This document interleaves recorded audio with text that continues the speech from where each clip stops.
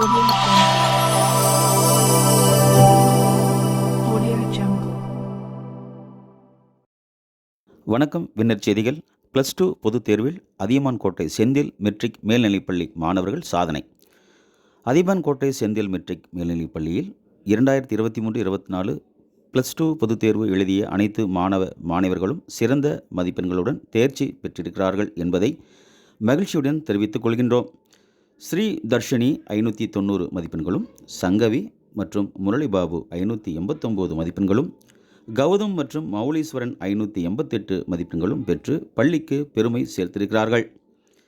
590 மதிப்பெண்களுக்கு மேல் ஒரு மாணவரும், 580 மதிப்பெண்களுக்கு மேல் 8 மாணவர்களும், 570 மதிப்பெண்களுக்கு மேல் 20 மாணவர்களும், 560 மதிப்பெண்களுக்கு மேல் 22 மாணவர்களும் மதிப்பெண்கள் பெற்றுள்ளனர்.